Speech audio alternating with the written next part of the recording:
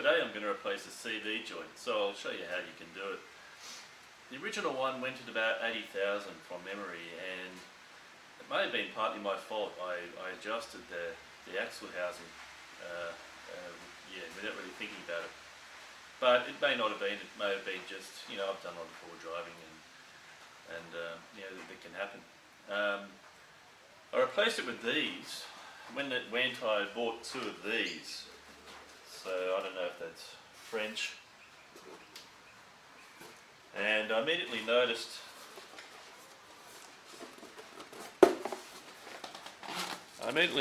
that the boot diameter is smaller. This shaft is larger. Maybe it's not hardened as much, I don't know, but the boot itself is smaller in diameter, and almost immediately it started failing. It just can't handle the flexing on the Amarok. So I'm afraid this brand, do not buy.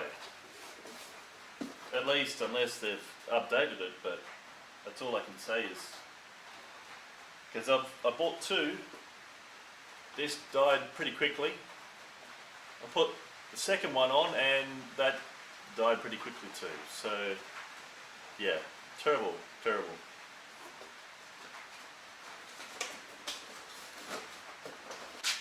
It's at that time that I possibly or probably should have just bought a brand new original equipment one. A while ago I decided to do the old try your luck thing. So I bought one of these. It's not the same as the other one, but yeah, I don't know how good it's going to be. The box got a bit wet. Last time I went forward driving, I took it with me.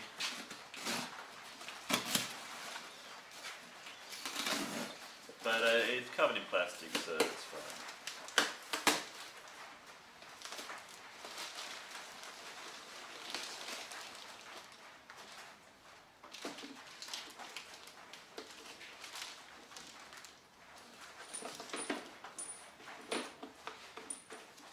Well, that's interesting. They've given me new bolts to the ones that bolt the CV onto the output shaft from diff. They're just black and already a little bit of rust from that moisture that got in there. So who knows how good these are compared to the original equipment ones. The original equipment ones are, I think they're galvanized or a very good quality zinc.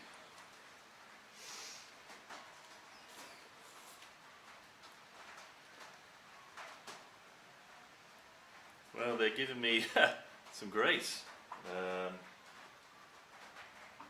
I really didn't think I was going to need that.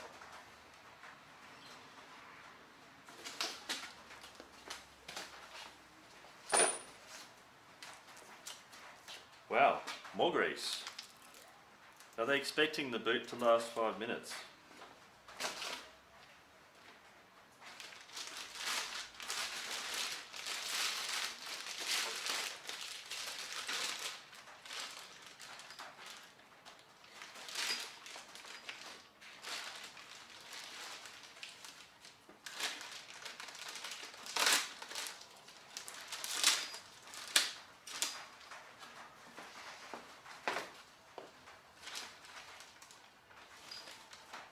Okay, that's interesting.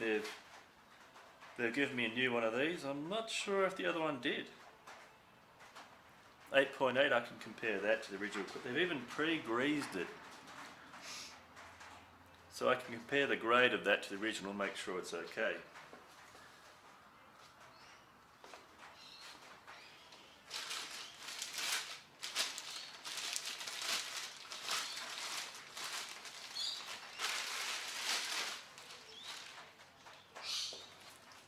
Well, once again, it has that big diameter shaft. Let's hope it's not the same brand as the previous ones. So the first step in this operation is to just break the wheel nuts while the car's on the ground. That way you won't jimmy it off your jack stands or whatever you have.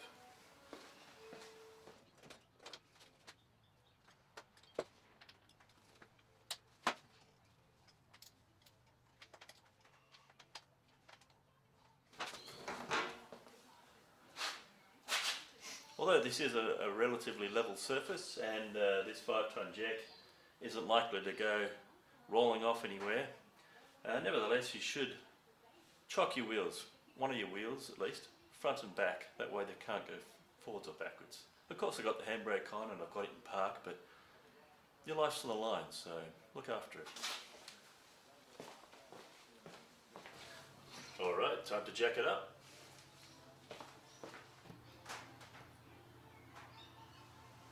Now when you're jacking up the Amarok, there's a strong bash guard under here.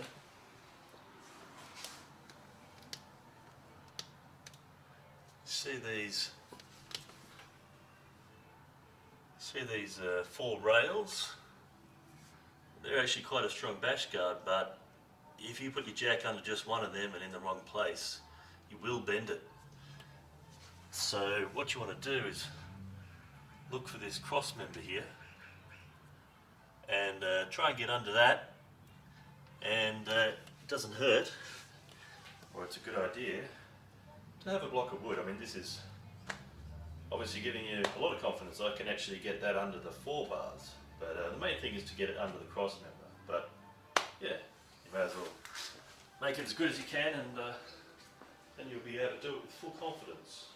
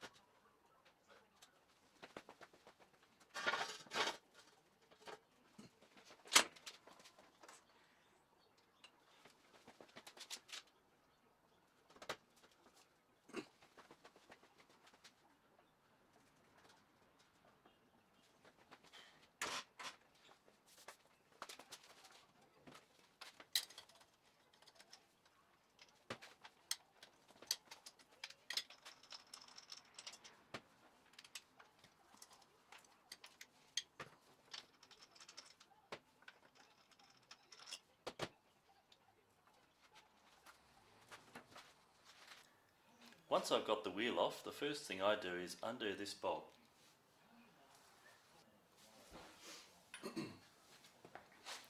As you can see, it can rotate, and the other wheel would just spin the other way because of the front differential. So unless you have someone sit in the car and apply the foot brake, you'll need to jam the disc brake so that you can undo this bolt.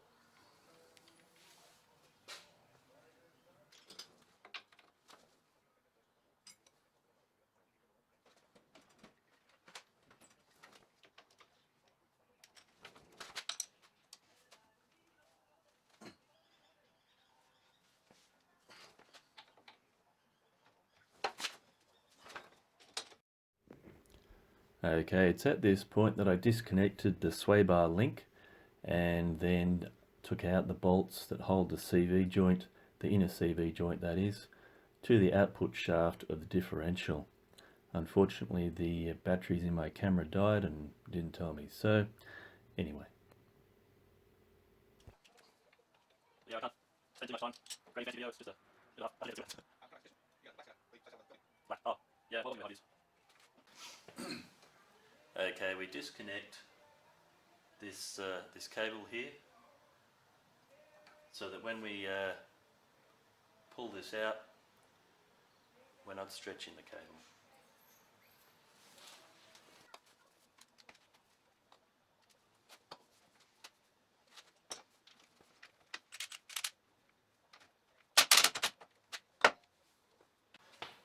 Now, of course, it would be lovely if you could pop the CV out now, but we've still got this in the way.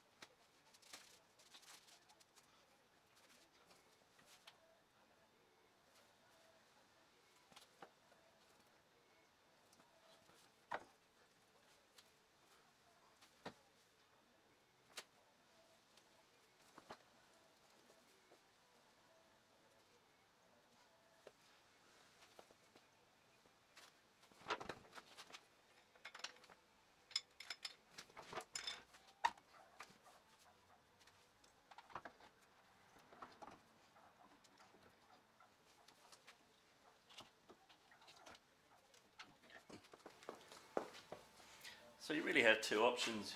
You could undo the bottom ball joint and leave the bottom of the shock absorber on the control arm, or you can do it the way I've done it. Either way.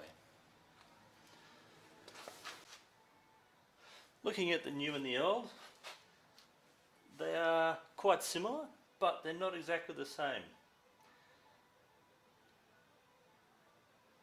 But the boot that is used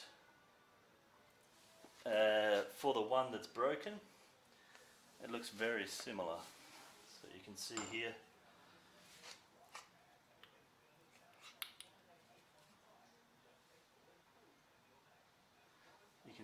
it's got 1, 2, 3, and it's got that kind of general look. And the new one is possibly identical.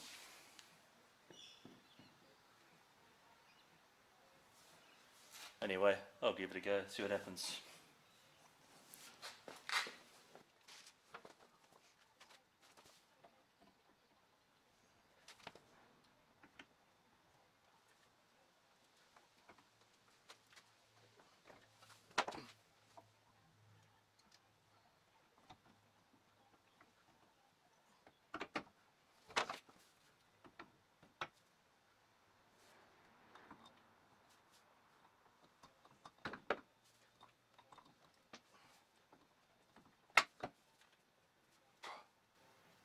Alright, it's in.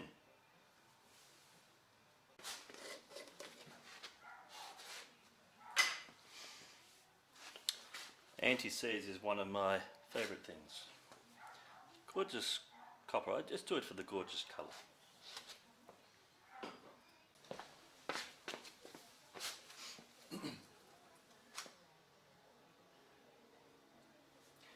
Getting the bottom of the shock clevis back into the mounting is one of the hardest things, and I strongly recommend a podger. That's what these are called, a podger.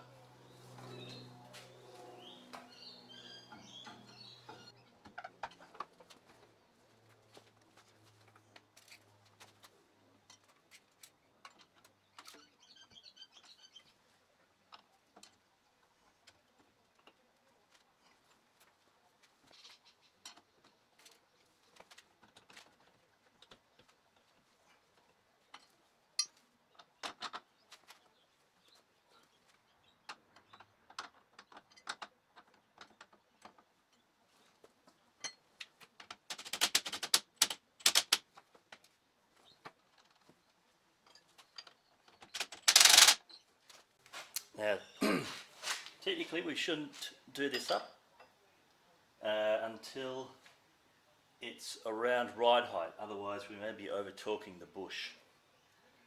So there's two ways you can do that. One, which is a bit dodgy, is to jack it up until you start to take the weight off the axle stands and then do it up, or just wait till you're finished and it's on the ground, but don't forget.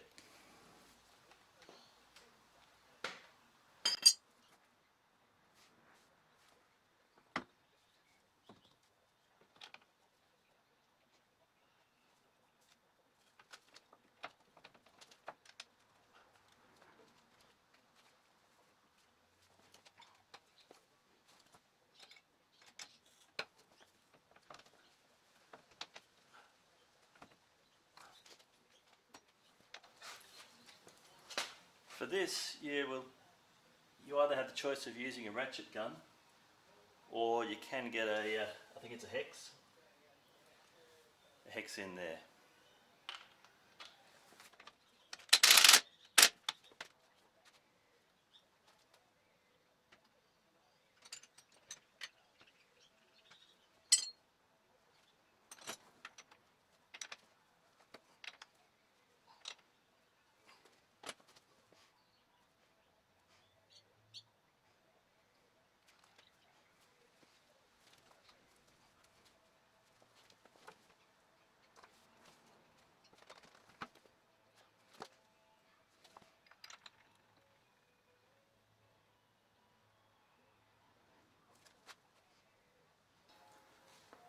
Okay, now I've come across it said and probably written quite a few times that these bolts that connect the CV into the output shaft there are a one use only. So what they're suggesting is that when they're torqued up at the factory, that they are taken into the plastic zone, so they're permanently deformed and you shouldn't use them again. Now, I'm not so, well, I've reused them a number of times. This is, as I've said, I've had two crappy CV joints in there, and now so it's been done a few times. I've used anti-seize each time, and anti-seize will reduce the stresses on a bolt. Also, of course, if you don't use a rattle gun to undo them or do them up, just do it all by hand. You'll also reduce the stresses on a bolt. And obviously, well, these haven't failed. I'm now faced with the choice of, do I use these aftermarket ones supplied in the box? Now, if I compare the two, well, these have got a nice zinc or galvanized coating, which I like. These, well, as you might have seen, as you can see here,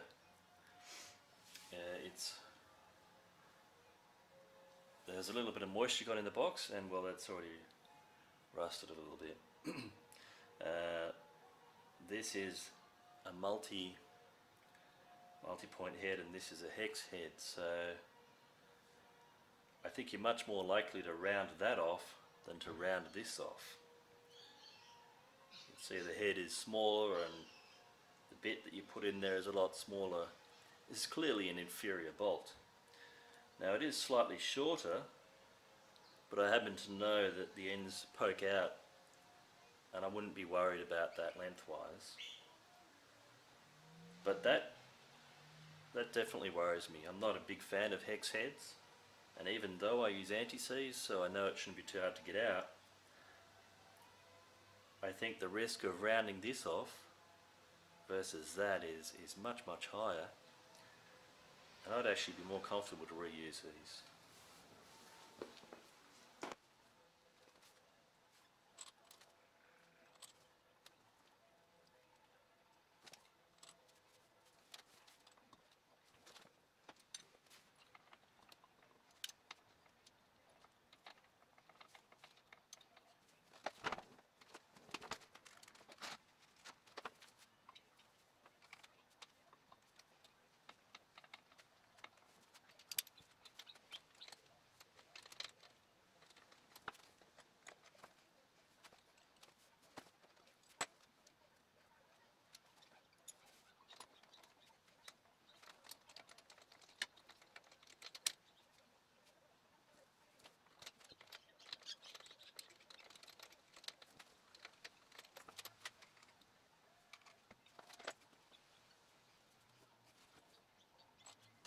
It's somewhat laborious, but when I do it this way, I just keep nipping them up. I don't want to start doing any one of them up tight before I've got them all nipped up and I'm sure that it's nice and flush. Otherwise you could start doing some nasty things.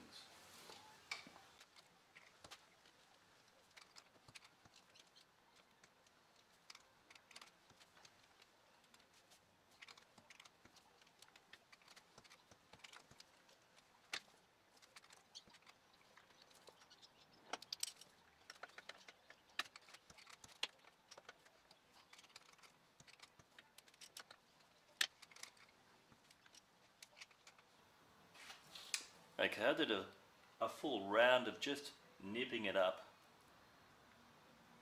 with the ratchet and now I'll do a final tighten.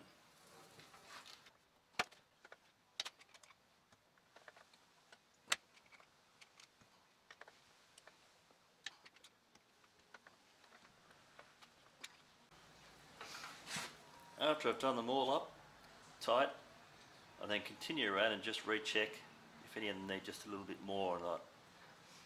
I treat every vehicle as if I'm about to go across the Simpson Desert or Cater Cape York. You really want that kind of reliability, so if you double check things, you can be confident of your vehicle all the time.